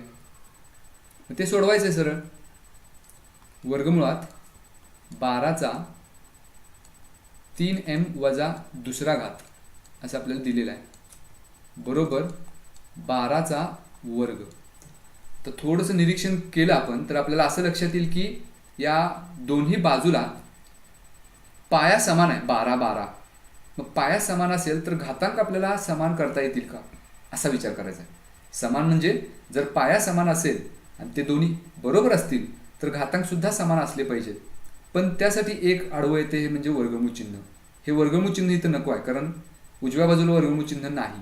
मग हे वर्गमूळ चिन्ह जर नको असेल तर काय करायचं, वर्ग करायचा. मग वर्ग आणि वर्गमूळ एकमेकांना निघून जाईल डाव्या बाजूला. मग इथं शिल्लक राहील 12चा 3m वजा दुसरा घात. आता इथं वर्गमूळ चिन्ह निघून गेलं कारण आपण इथं वर्ग केलेला आहे. डाव्या बाजूला वर्ग केला तर वर्गमूळ आणि वर्ग निघून जाईल, बरोबर. आता आपल्याला माहिती आहे की समीकरणाचा नियम आहे की एका बाजूला जर आपण वर्ग केला तर दुसऱ्या बाजूला सुद्धा वर्ग करावा लागतो. म्हणून 12चा वर्ग जो आहे त्याचा सुद्धा वर्ग करायचा. 12चा वर्ग कंसाचा वर्ग म्हणजे इथं काय होईल, 12चा 3m वजा दुसरा घात बरोबर. मागच्या तासाला घातांकाचा नियम आपण बघितला होता. जर घातांकाचा घातांक असेल तर आपण घातांकांचा गुणाकार करतो. इथं 12चा वर्ग पुन्हा त्याचा वर्ग आहे म्हणजे 12चा चौथा घात होईल. आता जर ह्या समीकरणाची तुम्ही तुलना केली तर आपल्याला असं लक्षात येईल की पाया समान आहे. मग जर पाया समान असेल आणि या दोन संख्या समान असतील तर त्यांचा घातांक सुद्धा समान असलाच पाहिजे. म्हणजेच 3m वजा 2 बरोबर उजव्या बाजूला घातांक आहे 4. आता हे समीकरण सोडवलं की आपल्याला m ची किंमत मिळेल, कारण प्रश्नामध्ये आपल्याला m चीच किंमत पाहिजे. म्हणून 3m बरोबर वजा 2 जर पलीड घेतले तर अधिक 2 होतील. मग 4 अधिक 2 डिरेक्टली लिहूया आपण 6. आपल्याला m ची किंमत काढायची आहे. मग 3 आपण त्या बाजूला घेऊया, छेदात जातील 6/3. 6/3 म्हणजेच 3 जर भाग घालवला 3 एके 3, 3 दुने 6, 2. त्यामुळे या बैजिक राशीची किंमत येईल 2, जो आपल्याला दिला आहे पर्याय क्रमांक 2 मध्ये. त्यामुळे पर्याय क्रमांक 2 हे या प्रश्नाचं अचूक उत्तर. पुढचा प्रश्न पाहू आपण. पुढचा प्रश्न असा दिलाय, 10.5 गुणिले 10.5 वजा 15 गुणिले 10.5 अधिक 7.5 गुणिले 7.5 छेद 10.5 वजा 7.5 बरोबर किती. थोडंसं लेंदी आपल्याला हे एक्सप्रेशन दिसतंय, पण हे आपण सिम्पलेस्ट फॉर्ममध्ये लिहू शकतो. म्हणजे आपण असं लिहू शकतो बघा, 10.5 गुणिले 10.5 आहे म्हणजेच हे आपल्याला असं लिहिता येईल 10.5 कंसाचा वर्ग वजा, इथे एक संख्या आपल्याला लिहायची आहे पण सगळ्यात शेवटी काय दिले बघा, 7.5 गुणिले 7.5 म्हणजे इथं आपण लिहू शकतो 7.5 कंसाचा वर्ग. म्हणजे इथं आपल्याकडे एक एक्सपान्शन फॉर्म्युला आहे बघा, a minus B bracket square a वजा बी कंसाचा वर्ग म्हणजेच काय, a वर्ग वजा 2ab अधिक b वर्ग. मग त्या स्वरूपात हे लिहिता येईल, पण त्यासाठी आपल्याला मधल्या ठिकाणी काय पाहिजे, 2 गुणिले पहिले पद गुणिले दुसरे पद. पण इथं मधलं पद जे आहे त्याच्यामध्ये काय आहे आता 15 गुणिले 10.5. मग इथं आपण 15ची फोड अशी करू शकतो बघा, 2 गुणिले 7.5 गुणिले 10.5 आहे तसेच. म्हणजे इथं आपण बदल काय केला आहे का, काहीच बदल केलेला नाही, फक्त 15च्या ठिकाणी 7.5 गुणिले 2 लिहिले. मग 7.5 गुणिले 2 म्हणजेच 15, एवढाच आपण बदल केलेला आहे. छेद आपण आहे तसं लिहूया किंवा आपण इथं सोडवू सुद्धा शकतो किंवा तात्पुरतं आहे तसं लिहूया, 10.5 वजा 7.5. आता अंशामध्ये हे जे काही मिळाले ती ह्या एक्सपान्शन फॉर्म्युलामधली उजवी बाजू आहे बघा. a minus B bracket square म्हणजेच काय, first term square minus 2 into first term into second term plus second term square. मग इथं फर्स्ट टर्म 10.5 10.5 घेतलेली, सेकंड टर्म म्हणजे शेवटचं पॉईंट 7.5 आहे. मग हा एक्सपान्शन फॉर्म्युला आहे अशा स्वरूपात. मग असं जर एक्सपान्शन आपल्याला दिलं असेल त्याचं तर त्याच्या ठिकाणी आपण असं लिहू शकतो, a minus B bracket square. मग a म्हणजेच काय तर फर्स्ट टर्म, इथं फर्स्ट टर्म काय आहे 10.5 10.5 फर्स्ट टर्म आहे, मायनस सेकंड टर्म काय, सेकंड टर्म म्हणजे तिथं लास्टला जे टर्मचा आपण स्क्वेअर केला आहे ती साईड, म्हणजे इथे येईल 7.5 ब्रॅकेट स्क्वेअर, कारण a minus B bracket square आहे, डिवायडेड बाय छेद ही संख्या छेदातली आहे तशीच लिहूया, 10.5 वजा 7.5 हे कंसात ठेवूया. आता अंशात आणि छेदात जर तुम्ही निरीक्षण केलं तर हे अशा स्वरूपात आहे बघा, एक्स वर्ग छेद एक्स, एक्स स्क्वेअर छेद x square divided by x. मग असं जर असेल तर याची किंमत किती येते, एक्स मिळते. म्हणजे हा जो ब्रॅकेट आहे अंशामध्ये त्याचा हा स्क्वेअर याचा अर्थ हे ब्रॅकेट 2 वेळा घ्यायचं आणि त्याचा गुणाकार करायचा आहे. मग त्यातलं एक ब्रॅकेट आणि छेदामधलं हे ब्रॅकेट निघून जाईल, म्हणजे शिल्लक काय राहील 10.5 10.5 वजा 7.5. मग 10.5 वजा 7.5 म्हणजेच 3.0 म्हणजेच 3, हे आपलं उत्तर. ते कुठं दिलं आहे, पर्याय क्रमांक 2 मध्ये, त्यामुळे पर्याय क्रमांक 2 हे या प्रश्नाचं अचूक उत्तर आहे. तर अशा पद्धतीनं काही वेळेला फक्त वर्ग आणि वर्गमूळ म्हणल्यानंतर त्याचाच उपयोग करून आपल्याला उदाहरणं सोडवावं लागतील असं नाही. मॅथ्समधल्या सगळ्या कन्सेप्ट, आपलं सगळं बेसिक नॉलेज जे आहे ते सगळं आपल्याला अप्लाय करावं लागतं. तर असेही काही प्रश्न असतात. पुढचा बघूया आता. 5 गुणिले 5 कंसाचा वर्ग वजा 5 गुणिले 4 कंसाचा वर्ग बरोबर एमचा वर्ग असा प्रश्न आहे. तर एम बरोबर किती असा प्रश्न दिला आहे आणि पर्याय मात्र कुठली संख्या न देता 5 गुणिले 1 किंवा 5 गुणिले 2, 5 गुणिले 3 किंवा 5 गुणिले 4 असं दिलेलं आहे, 5 गुणिले 6 असं दिलेलं आहे. तर यामधला आपल्याला योग्य पर्याय निवडायचा आहे. मग त्याच्यासाठी पहिल्यांदा एक्सप्रेशन आहे तसं लिहून घेऊया. मी तुम्हाला हे एक्सप्लेन करण्यासाठी आहे तसं लिहितोय. परीक्षेमध्ये तुम्हाला हे अशा पद्धतीनं लिहित बसण्याची गरज नाही. तुम्ही मनातल्या मनामध्ये काही स्टेप स्किप करून सुद्धा कॅल्क्युलेशन करू शकता आणि तसंच करावं लागतं, तर ते कॅल्क्युलेशन आपलं फास्ट होतं. नाहीतर प्रत्येक वेळेला अशा पद्धतीनं स्टेप वाईज आपण जर सोडवत गेलो तर तेवढा वेळ पुरत नाही. मी करतोय कारण तुम्हाला समजावं म्हणून. मग आता हे पहिल्यांदा एक्सप्रेशन आहे तसं लिहून घेऊया. 5 × 5 5 गुणिले 5 कंसाचा वर्ग वजा 5 गुणिले 4 कंसाचा वर्ग बरोबर एमचा वर्ग. मग आता इथं 5 वजा 5 कंसाचा वर्ग आणि 5 गुणिले 5 कंसाचा वर्ग आणि 5 गुणिले 4 कंसाचा वर्ग यांची ही वजाबाकी आहे. मग या दोन्हीमध्ये एक टर्म कॉमन आहे बघा, 5. या दोन्हीमधून 5 आपण कॉमन घेऊ शकतो, पण इथं 5चा स्क्वेअर आहे, त्यामुळे कंसाच्या बाहेर घेताना 5चा वर्ग घ्यायचं. मग शिल्लक काय राहील, इथं एक 5 या 5 मधला बाहेर घेतला, दुसरा एक 5 शिल्लक राहील, म्हणजे इथं होईल 5चा वर्ग वजा, इथं सुद्धा एक 5 कॉमन घेतला आहे, इथं शिल्लक राहील आता 4चा वर्ग बरोबर एमचा वर्ग. मग 5चा वर्ग आहे तसंच लिहूया. आता इथं पुन्हा एक्सपान्शन फॉर्म्युला आपल्याला लागणार आहे. आता तो एक्सपान्शन फॉर्म्युला कोणता, तर ए वर्ग वजा बी वर्ग, ए स्क्वेअर मायनस बी स्क्वेअर म्हणजेच काय, हे आपण घनमूळ सुद्धा मध्ये बघितलेलं आहे, ए अधिक बी ए वजा बी, एकदा बेरीज एकदा वजाबाकी. मग तोच इथे अप्लाय करायचा आहे. 5 आणि 4ची एकदा बेरीज म्हणजे 5 अधिक 4, दुसऱ्या कंसात 5 वजा 4 बरोबर उजवी बाजू आहे तशी एम वर्ग. या दोन्हीमध्ये कुठलं चिन्ह नाही म्हणजे गुणाकाराचं चिन्ह आहे, म्हणजे 5चा वर्ग गुणिले 5 अधिक 4 9 गुणिले 5 वजा 4 1 बरोबर एमचा वर्ग. मग इथं मिळेल आपल्याला 5चा वर्ग गुणिले 9 गुणिले 1 म्हणजेच 9 आणि 9 ही संख्या वर्ग आहे 3चा, त्यामुळं 9च्या ठिकाणी आपण असं लिहू शकतो बघा, 3चा वर्ग बरोबर एमचा वर्ग. आता डाव्या बाजूला 5चा वर्ग आहे, 3चा वर्ग आहे, उजव्या बाजूला एमचा वर्ग आहे. जर दोन्ही बाजूला आपण वर्गमूळ घेतलं तर प्रत्येक संख्येचं वर्गमूळ घ्यायचं, म्हणजे 5चा वर्ग त्याचं वर्गमूळ येईल 5 गुणिले 3चा वर्ग त्याचं वर्गमूळ येईल 3 बरोबर एमचा वर्ग त्याचं वर्गमूळ एम, म्हणजेच एमची किंमत होईल 5 गुणिले 3 आणि हा पर्याय कुठे दिलाय बघा. आता 5 गुणिले 3 हा पर्याय दिलाय पर्याय क्रमांक 3 मध्ये, त्यामुळे पर्याय क्रमांक 3 हे आपलं अचूक उत्तर. एवढं सोपं आहे. त्यामुळे इथं सुद्धा हा एक्सपान्शन फॉर्म्युला आपण वापरला, म्हणजे इथं सुद्धा वर्ग आणि वर्गच्या बाहेर जाऊन सुद्धा काही फॉर्म्युले आपल्याला वापरावे लागतात. आता हा जो फॉर्म्युला आहे हा आयडेंटिटीज आहे. काही वेळेला मागच्या उदाहरणामध्ये आपण घातांकाचा एक नियम वापरला होता. तर अशा पद्धतीनं बऱ्याचशा कन्सेप्ट्स आपल्याला मॅथ्समधल्या वापराव्या लागतात. त्यासाठी मॅथ्समधल्या ज्या बेसिक कन्सेप्ट्स आहेत त्याही आपण पक्क्या करून घ्यायच्या, म्हणजे त्याचा निश्चित कुठं ना कुठं परीक्षेमध्ये त्याचा फायदा आपल्याला होत असतो. पुढचा प्रश्न पाहूया. 10वा प्रश्न असा आहे, हा थोडासा इंटरेस्टिंग प्रश्न आहे आणि बऱ्याचदा बरेच विद्यार्थी चुकतात असा येतो प्रश्न आहे. बघूया प्रश्न काय आहे. जर 484 गुणिले 144 बरोबर 69,696 तर वर्गमुळात 69.696 छेद 14.4 बरोबर किती, असा प्रश्न आहे. म्हणजे दिले ते आपण पहिल्यांदा लिहूया. 484 गुणिले 144 बरोबर 69,696 हे दिलेलं आहे. आता पण विचार असा करायचा की जे प्रश्नामध्ये विचारले आपल्याला कशाची किंमत काढायची आहे.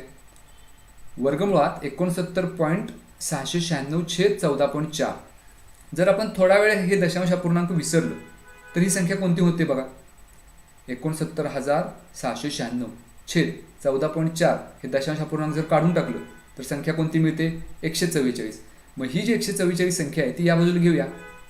म्हणजे इकडे शिल्लक राहील 484 बरोबर 69,696. 144 गुणाकार स्वरूपात आहेत, जर ह्या बाजूला घेतले तर ते छेदात जातील भागिले 144. म्हणजे 69,696 भागिले 144 याची किंमत काय मिळणार आहे आपल्याला, 484.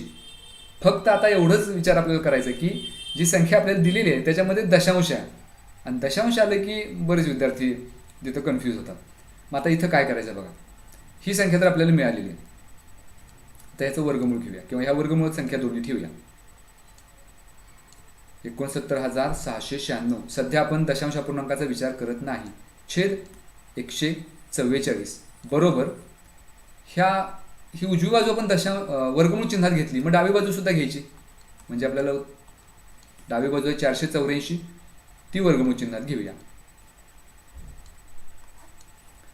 आता दशांश अपूर्णांकाचा आपण विचार करूया. ज्याची आपल्याला किंमत काढायची आहे त्याच्या दशांश अपूर्णांकानंतर 3 डिजिट्स आहेत. मग इथं ते दशांश अपूर्णांक आहे आणि छेदामध्ये दशांश अपूर्णांकानंतर एकच डिजिट आहे म्हणजे 14.4. मग ज्या अर्थी ह्या अंशात आणि छेदात दोन्ही ठिकाणी दशांश अपूर्णांकानंतर काही डिजिट्स आहेत, याचा अर्थ जे काही उत्तर त्याच्यामुळे आपल्याला मिळणार आहे तिथं सुद्धा दशांश अपूर्णांक असणारच आहे. फक्त आता प्रश्न इतकाच आहे की त्या दशांश अपूर्णांकानंतर किती डिजिट्स घ्यायचे. मग इथे एक सिंपल ट्रिक आपण वापरायची की अंशामध्ये दशांश अपूर्णांकानंतर किती डिजिट्स आहेत, तर हे डिजिट्स आहेत 3. 696 म्हणजे 1 2 3. आणि छेदामध्ये दशांश अपूर्णांकानंतर किती डिजिट्स आहेत, तर 1. आणि आपण यांचा भागाकार करतोय म्हणून यांची वजाबाकी करायची सरळ. 3 वजा 1 बरोबर 2.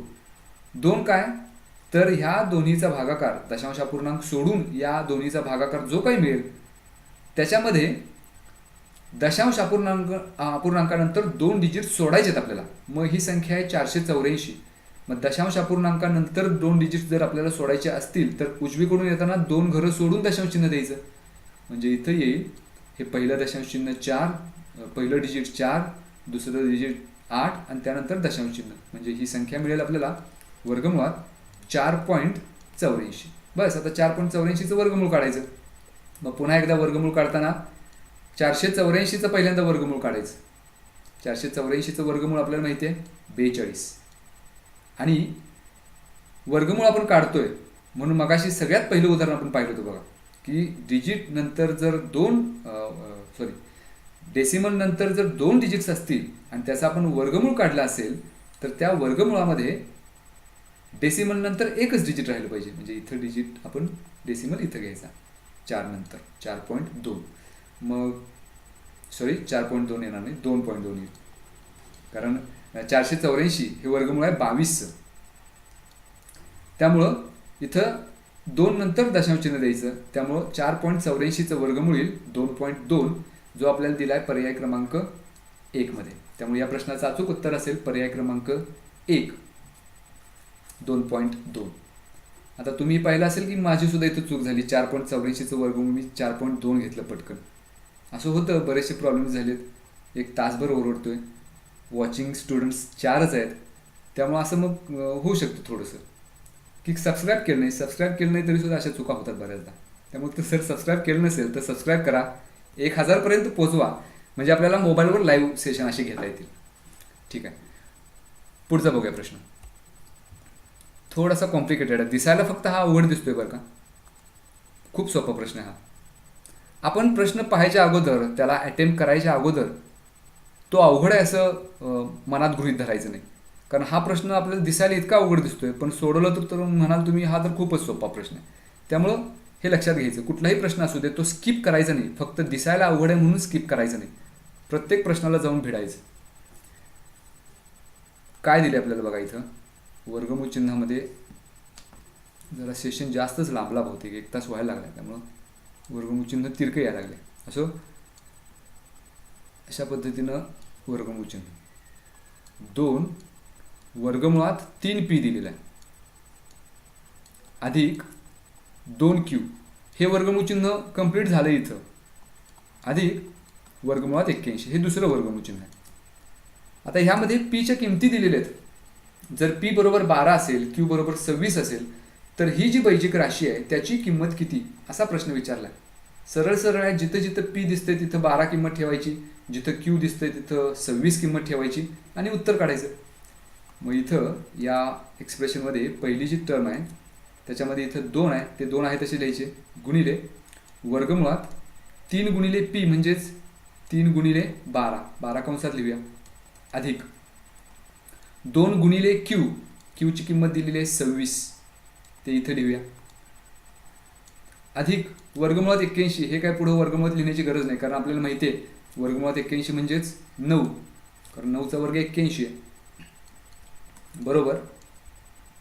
वर्गमूळ चिन्हात 2 गुणिले, इथं जर वर्गमूळ चिन्हात आणखी एक वर्गमूळ चिन्ह आहे, त्यांचा जर गुणाकार केला तर 12 गुणिले 3, 12 त्रिक 36, अधिक हा गुणाकार करू शकतो 26 गुणिले 2, 26 दुणे 52, अधिक हे 9 आहे तसेच, बरोबर.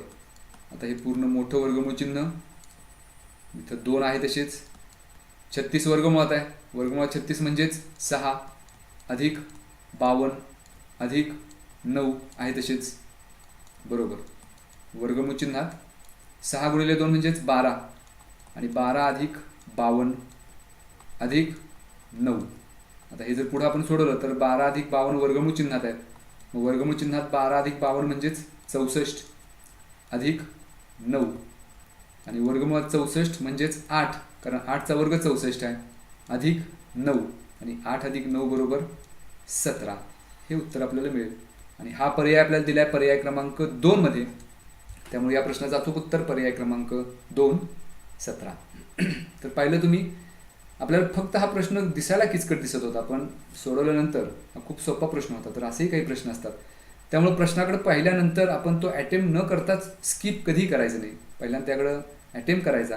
आणि जर खूप वेळ जात असेल, आपल्याला असं लक्षात आलं की प्रश्न सोडवताना ह्याच्यावर 1 मिनिटापेक्षा जास्त वेळ चाललेला आहे, तर मात्र तो स्किप करून पुढचा प्रश्न आपण अटेम्प्ट करायचा आणि नंतर सगळ्यात शेवटी जर वेळ शिल्लक राहिला तर पुन्हा त्या प्रश्नाकडे यायचं. तर ही खरी स्ट्रॅटेजी आहे या स्पर्धा परीक्षेमधली. जर एखादा प्रश्न आपल्याला खूप वेळ खात असेल तर त्याच्यामुळं पुढचे 2 प्रश्न जे आपल्याला कदाचित येत असतील तर ते सोडायचे नाहीत. त्यामुळं खूप एखाद्या प्रश्नाला जास्त वेळ देत बसायचं नाही. आपण बऱ्याचदा ही चूक करतो की एखाद्या प्रश्नाला अडून बसतो आणि कदाचित पुढं 4 प्रश्न सोपे असतात ते आपण सोडून, वेळच न मिळाल्यामुळं सोडून बसतो. तर असं करायचं नाही. तर अशा पद्धतीनं हा एक प्रश्न झाला. थोडे प्रश्न आता शिल्लक राहिलेले आहेत. पुढचा प्रश्न असा बघा, 110.25 या संख्येचे वर्गमूळ किती. मगाशी तुम्हाला मी हा प्रश्न दिला होता, सोडवा म्हणून त्याची कमेंट करा असंही म्हणलं होतं. 110.25 या संख्येचं वर्गमूळ आपल्याला काढायचं आहे. 110.25. आपण वर्गमूळ दशांश चिन्ह विसरून ही संख्या विचारात घेऊया. 110.25 किंवा 11,025. मगाशी सांगितल्या पद्धतीनं जर शेवटच्या 2 स्थानी 25 ही संख्या असेल तर त्याचं वर्गमूळ कसं काढायचं, तर 25चं वर्गमूळ लिहायचं एकक स्थानी 5 आणि 25 सोडून उरलेली जी काही संख्या असेल 110 इथं आता, तर ही 110 ही संख्या कोणत्या 2 सलग संख्यांचा गुणाकार आहे असा विचार करायचा. मग 110 म्हणजेच काय, तर 11 गुणिले 10. मग 11 आणि 10चा गुणाकार 110 येतो. मग 11 आणि 10 मधली कुठली संख्या घ्यायची, तर लहान असेल ती. मग लहान संख्या कुठली, 10, ती ह्याच्या पुढे लिहायची. याचा अर्थ वर्गमुळात 11,025 त्याचं वर्गमूळ 105 आहे. पण आपल्याला 11,025चं वर्गमूळ नको आहे, आपल्याला वर्गमूळ पाहिजे आहे 110.25चं.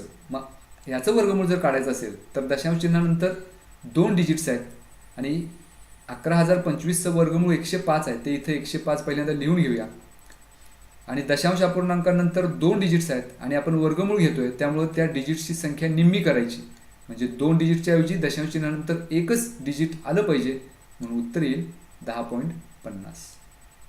त्यामुळं हा पर्याय जो आपल्याला दिला आहे तो पर्याय क्रमांक 1 मध्ये आहे. त्यामुळे पर्याय क्रमांक 1 हे या प्रश्नाचं अचूक उत्तर आहे. कदाचित इथं 11.5 सुद्धा उत्तर दिले बघा. म्हणजे हे एवढ्यासाठीच मुद्दाम की 11 गुणिले 10 हे चुकून जर आपण 11 घेतलं इथं 5च्या पुढं तर आपलं उत्तर 11.5 येईल, म्हणून तो पर्याय दिला आहे. तर असे काही कन्फ्युजिंग पर्याय सुद्धा असतात, फसवे पर्याय सुद्धा असतात, तर त्याचीही काळजी नीट घ्यायची. पुढचा प्रश्न बघू. 81 जर 81 बरोबर 27चा x घातांक तर x बरोबर किती? 4 पर्याय दिलेत, 3/4, 3, 1 किंवा 4/3. आता इथं आपल्याला असं कदाचित वाटेल की 81 ही संख्या आहे, मग ही आपण अशी लिहू शकतो 27चा 9चा वर्ग लिहू शकतो. 27चा नाही, 9चा वर्ग अशी संख्या लिहू शकतो. 9चा वर्ग बरोबर 81 आणि 27चा x वा घात हे आपण असं लिहू शकतो. पण आपल्याला जर x ची किंमत काढायची असेल आणि x हा घातांक असेल तर पाया आपल्याला समान करता आला पाहिजे. म्हणजे आपण आता असा विचार करायचा की 81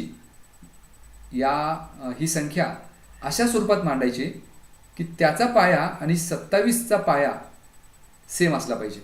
आपल्याला असं लक्षात येईल की ह्या दोन्ही संख्यांमध्ये 3 इन्व्हॉल्व आहे. मग ही हिंट आपल्याला कुठून मिळाली तर पर्यायामधून मिळाली. बघा, पर्यायामध्ये इथं 3 आहे, इथंही 3 आहे, इथंही 3 आहे. याचा अर्थ आपल्याला ही प्रश्नामध्येच हिंट दिलेली आहे एका अर्थानं की ह्या ज्या दोन संख्या आहेत 81 आणि 27 त्या संख्या 3 समथिंग अशी आपल्याला लिहायची आहे. म्हणजे 3चा कितवा तरी घात अशा स्वरूपात ही लिहायची आहे. ही हिंट आपल्याला प्रश्नातच दिलेली आहे. मग त्याचा उपयोग आपण इथं करूया. म्हणजे आता 81 ही संख्या 3चा कितवा घात आहे तर 3चा तो चौथा घात आहे. 3 गुणिले 3 गुणिले 3 गुणिले 3 म्हणजे 3 हे 4 वेळा घ्यायचं. 3 त्रिक 9, 9 त्रिक 27 आणि 27 त्रिक 81 म्हणजे 81 म्हणजेच 3चा चौथा घात बरोबर. 27 ही संख्या 3चा कितवा घात आहे तर 27 ही संख्या 3चा तिसरा घात आहे. म्हणजे 27च्या ठिकाणी आपण 3चा तिसरा घात लिहिला, पण त्या 27चा पुन्हा x घात आहे, म्हणून या 3चा तिसरा घात आपण कंसात घेऊया आणि त्याचा x वा घात. मग आपल्याला इथं काय मिळेल 3चा चौथा घात बरोबर. इथं पाया 3 आहे आणि घातांकाचा घातांक आहे. मग आपल्या घातांकाच्या नियमानुसार मग काय सांगितल्या पद्धतीनं घातांकाचा घातांक असेल तर घातांकाचा गुणाकार म्हणजे 3 गुणिले x म्हणजेच 3x. आता जर आपण निरीक्षण केलं तर पाया समान आहे दोन्ही ठिकाणी 3 3. पाया समान असेल, हे समीकरण समान असेल तर घातांक समान असलाच पाहिजे. मग पहिल्या संख्येमध्ये किंवा डाव्या बाजूच्या संख्येमध्ये घातांक आहे 4 आणि उजव्या बाजूच्या संख्येमध्ये घातांक आहे 3x. मग 3x बरोबर 4. आपल्याला x ची किंमत पाहिजे, 3 ह्या बाजूला घेऊया. 3 गुणिले x आहेत, डाव्या बाजूला घेतल्यानंतर ते छेदात जातील म्हणजे 4/3 बरोबर x म्हणजेच x बरोबर 4/3. हा पर्याय कुठे दिला आहे तर पर्याय क्रमांक 4 मध्ये. त्यामुळे पर्याय क्रमांक 4 हे आपलं अचूक उत्तर. तर अशा पद्धतीनं सुद्धा काही प्रश्न आपण सोडवू शकतो. काही ॲडजस्टमेंट्स आपल्याला करावे लागतील. म्हणजे 81 आणि 27 ह्या पूर्णपणे वेगळ्या संख्या आपल्याला दिसत होत्या, पण आपण पर्यायावरून ती हिंट घेतली की 3च्या कुठल्या तरी घातांकाच्या स्वरूपात आपल्याला लिहिता येतं का असा विचार करायचा. परीक्षेमध्ये असाच प्रश्न असेल, याच पद्धतीचे असतील असं नाही, थोडेसे बदलून सुद्धा दिलेले असतील. पण आपला जर विचार करण्याचा ट्रॅक आपल्याला सापडला तर मग असे कितीही प्रश्न असू देत, कितीही प्रकारचे प्रश्न असू देत, आपण सोडवू शकतो. यासाठी महत्त्वाचा आहे सराव. पुढचा एक प्रश्न बघू आपण. ठीक आहे, 2च प्रश्न पाहूया. वॉचिंग कमी व्हायला लागले. बहुतेक हे ओव्हरडोस झाला का तुम्हाला? कमेंट करा ओव्हरडोस होत असेल तर. खूप वेळ 1 तास 1.5 तास जमत नसेल तर सांगा, आपण कमी करू. पण आपल्याला याला पर्याय नाही. हे जास्तीत जास्त आपल्याला अशी उदाहरणं पाहावी लागतील, सोडवावी लागतील. आणि जेवढी मी इथं सोडवून देतोय त्याच्यापेक्षा कितीतरी पटीनं तुम्हाला सोडवावी लागतील तर त्याचा उपयोग आहे.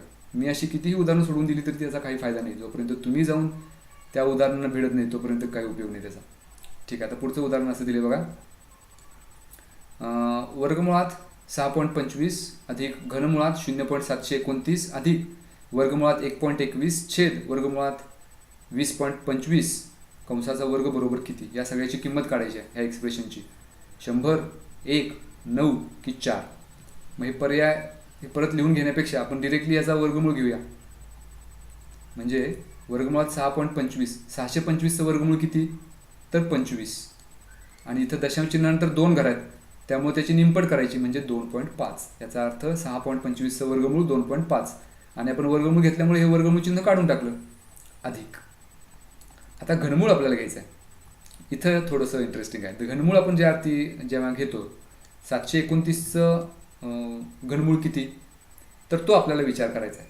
तर 729चं घनमूळ आहे 9, कारण 9चा घन 729. आणि आता घनमूळ घेतोय म्हणून डिजिट्स नंतर जेवढ्या संख्या आहेत त्याची निमपट नाही करायची. म्हणजे आता या डेसिमल नंतर एकूण 3 डिजिट्स आहेत. त्याच्याबद्दल इथं जे काही घनमूळ आपल्याला मिळालेलं आहे त्यामध्ये इथं आपण एकच घ्यायचं आहे, नाहीतर आपण कदाचित 0.09 घेऊ. तसं जर घेतलं तर उत्तर चुकणार आहे. कारण काय पहा, म्हणजे 0.729 त्याचं घनमूळ होईल 0.9. तो 0.09 घ्यायचं नाही, कारण 0.9 गुणिले 0.9 गुणिले 0.9 हे जर आपण केलं तर काय मिळेल बघा, 0.9 गुणिले 0.9 गुणिले 0.9. 9 गुणिले 9 गुणिले 9 म्हणजे 729. आणि यांचा गुणाकार आपण करतोय म्हणजे दशांश चिन्हानंतर घरं एकूण किती झाली, 1, 2, 3. त्यामुळे उजवीकडून येताना तेवढी घरं सोडायची, 1, 2, 3 आणि मग दशांश चिन्ह. याचा अर्थ काय, 0.9 गुणिले 0.9 गुणिले 0.9 म्हणजेच 0.9चा घन हा 0.729 आहे. मग उलट जर आपण केलं तर याचं घनमूळ येईल 0.9 अधिक. पुढची संख्या आहे वर्गमुळात 1.21. तर याचं पहिल्यासारखंच 121चं वर्गमूळ 11 आहे.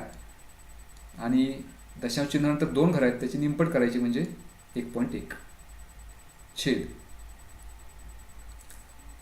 छेदामध्ये वर्गमुळात 20.25 आहे. मग पुन्हा एकदा 20.25चं वर्गमूळ, 2025चं वर्गमूळ किती, मग काय सांगितल्या पद्धतीने इथं 25 आहे म्हणजे 5 घ्यायचं आहे.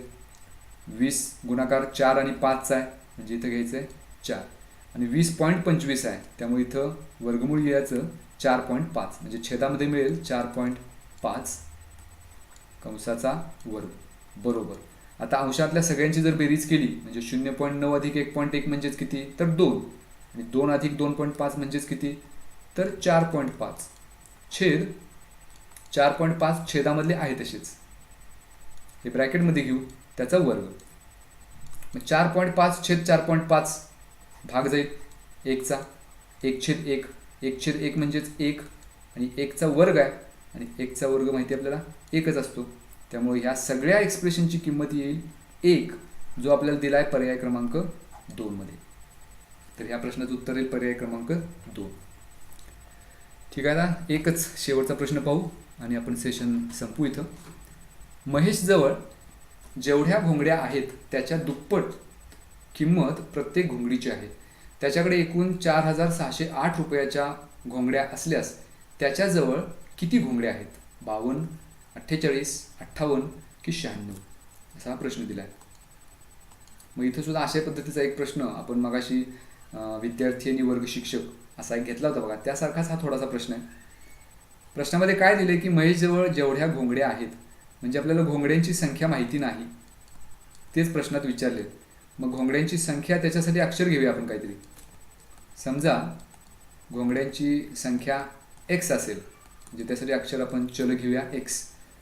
तर पुढं आपल्याला माहिती अशी दिली की जेवढ्या घोंगड्या आहेत त्याच्या दुप्पट प्रत्येक घोंगडीची किंमत आहे. मग प्रत्येक घोंगडीची किंमत काढायला काय करायला पाहिजे, तर त्याच्याजवळ जेवढ्या घोंगड्या आहेत त्याची दुप्पट करायची. मग घोंगड्या किती आहेत, तर x. मग प्रत्येक घोंगडीची किंमत किती होईल, त्याची दुप्पट. मग 1 ची दुप्पट 2x. बरेच जण x वर्ग करतात, तर अशाही चुका आपण अजिबात करायच्या नाही. मग ही आपल्याला प्रत्येक घोंगडीची किंमत मिळेल, म्हणजे प्रत्येक याचा अर्थ एका घोंगडीची किंमत 2x झाली. आता पुढं त्याच्या असं दिले त्याच्याकडे एकूण 4,608 रुपयाच्या घोंगड्या आहेत. मग घोंगड्यांची किंमत जर आपल्याला काढायची असेल, एकूण घोंगडी आहेत एक्स आणि प्रत्येक घोंगडीची किंमत आहे 2x. समजा तुमच्याकडं 5 पेन आहेत आणि एका पेनची किंमत आहे 10 रुपये. तर एकूण किती किमतीची पेन होतील तुमच्याकडं? त्यासाठी काय करणार तुम्ही? 10 आणि 5चा गुणाकार. सेम इथं घोंगड्यांची संख्या किती आहे x आणि एका घोंगडीची किंमत किती 2x, म्हणून या दोन्हीचा गुणाकार करायचा म्हणजे त्याची आपल्याला किंमत मिळेल. मग x गुणिले 2x म्हणजेच 2x वर्ग. आणि ही किंमत आपल्याला दिलेली आहे, ही किंमत आहे 4608. आपल्याला x ची किंमत काढायची आहे. मग x वर्ग त्याच बाजूला ठेवूया आणि हे 2 गुणिले x वर्ग आहेत, 2 त्या बाजूला घेतलं तर छेदात जातील म्हणजे 4608 छेद 2. इथं 2 भाग घालवायचा. बे एके बे, बे दुने 4, बे त्रिक 6, 0 आणि बे चौक 8. मग x वर्ग बरोबर 2304. मग परत आता याचं वर्गमूळ आपल्याला काढायचं आहे. मग अशी जी पद्धत सांगितली, ज्याला 10-15 मिनटं मी घेतली, ती पद्धत इथं वापरूया. या दोन संख्यांचा एक गट करायचा. एकक स्थानी 4 आहे म्हणजे अर्थी एकक स्थानी 4 आहे. एकक स्थानी जर 4 असेल एखाद्या पूर्ण वर्ग संख्येच्या ठिकाणी, तर त्याच्या वर्गमूळाच्या ठिकाणी एकतर 2 असेल किंवा 8 असेल. आपल्याला दशक स्थानचा अंक आता फक्त मिळवायचा आहे. मग दशक स्थानी इथं म्हणजे दुसरा जो गट आहे तो 23 आहे. 23 पेक्षा लहान पूर्ण वर्ग संख्या कोणती? तर 16. कारण 25 ही पूर्ण वर्ग संख्या आहे पण ती 23 पेक्षा मोठी आहे. मग त्याच्यापेक्षा लहान संख्या कुठली? तर 16. 16चं वर्गमूळ किती? तर 4. तर 4 ही संख्या या दोन्ही संख्यांच्या पुढे लिहायची म्हणजे 4 2 आणि 4 8. याचा अर्थ एकतर या संख्येचं वर्गमूळ असेल 42 किंवा 48. आता 2 पर्याय आपल्याला मिळाले, आपलं काम सोपं झाले. 42 गुणिले 42 हा गुणाकार करून बघा, 48 गुणिले 48 हा गुणाकार करून पहा. तर 48 गुणिले 48 हा जर गुणाकार केला तर तो गुणाकार येईल 2304. म्हणजेच 2304 या संख्येचं वर्गमूळ येईल 48. मग इथं दोन्ही बाजूचं वर्गमूळ जर घेतलं तर x ची किंमत मिळेल 48. याचा अर्थ काय? तर त्याच्याजवळ महेशजवळ एकूण 48 घोंगड्या आहेत, जो आपल्याला दिला आहे पर्याय क्रमांक 2 मध्ये. त्यामुळे पर्याय क्रमांक 2 हे या प्रश्नाचं उत्तर. तर हा या सेशनमधला शेवटचा प्रश्न आपण घेतलाय. बराच वेळ चालला हा सेशन. असे लेंदी प्रॉब्लेम्स असणार आहेत. असे प्रॉब्लेम्स ज्या पद्धतीनं आपण टॅकल करू. आता कदाचित बरेचसे प्रॉब्लेम तुम्हाला असे असतील की हे पहिल्यांदा आपण पाहत असू किंवा काही वेळेला आपल्याला ते अवघड वाटतात खूप. पण तुम्ही जर पाहिलं की ह्या एक्सप्लेन केल्यानंतर तुम्हाला ते पटकन समजलं असेल. आणि असं होतं, एक्सप्लेन केलं की आपल्याला ते पटकन समजतं. पण हाच प्रॉब्लेम जर 4 दिवसांनी 8 दिवसांनी तुम्ही पाहायला गेलात किंवा ह्या पद्धतीचा पाहायला गेलात तर ते विसरतं. मग याच्यावर उपाय काय? तर असे जे प्रॉब्लेम्स आहेत ते सोडवणं. त्यामुळे असे कितीही प्रॉब्लेम्स तुम्हाला मी सोडवून दिले काय किंवा यूट्यूबवर तुम्ही पाहिले काय किंवा सोडवलेले प्रॉब्लेम पाहिले काय, पाहून काही होत नाही. तुम्ही जोपर्यंत असे प्रॉब्लेम स्वतः सोडवत नाही वही पेन घेऊन, तोपर्यंत हे तुमच्या लक्षात येणार नाही. त्यामुळे अशा पद्धतीचे जास्तीत जास्त प्रॉब्लेम्स सोडवा. आपण आणखी एकदा असे लाईव्ह सेशन शनिवारी आणि रविवारी आपण हे लाईव्ह सेशन घेतोय. संध्याकाळी शक्यतो आपण घेतो म्हणजे जेणेकरून जास्तीत जास्त विद्यार्थ्यांना ते सोयीचं होईल. तर अशा पद्धतीचे व्हिडिओ आपण करत जाऊया. आज आपण घटक एक घेतला, वर्ग आणि वर्गमूळ. उद्या आपण रँडमली काही एक्झाम्पल्स घेऊया, म्हणजे रँडमली कसलेही प्रश्न घेऊया. त्याचंही आपण ॲट अ टाईम ॲनालिसिस करायला जाऊया, त्याचीही आपण उदाहरणं सोडवायला जाऊया. म्हणजे तुम्हाला त्याचा आवाका लक्षात येईल किती पद्धतीचे, किती घटकावर आधारित प्रश्न विचारलेले असतात. तर अशा पद्धतीचे व्हिडिओ आवडत असतील, सबस्क्राईब केलं नसेल तर सबस्क्राईब करा. तुमचे मित्रमैत्रिणी नसतील तर त्यांना असे घटक शेअर करा. आणि 1000 सबस्क्रायबर तेवढं पटकन करा म्हणजे आपल्याला मोबाईलवर अशा पद्धतीचे लाईव्ह सेशन घेता येतील. ठीक आहे. आजच्या पुरता हा थोडासा कदाचित हेवी डोस झाला. भेटूया आपण पुढं अनेकदा अशाच पद्धतीच्या व्हिडिओमध्ये. नक्की फीडबॅक तुम्ही द्या. असे व्हिडिओ आवडत असतील, आवडत नसतील, काही सुधारणा पाहिजे असेल तर नक्की तुम्ही इथं फीडबॅक द्या. म्हणजे त्या पद्धतीनं आपल्याला आणखी ते सोपं करता येईल. ठीक आहे. आपण संपूया आजचा हा सेशन. भेटू पुढच्या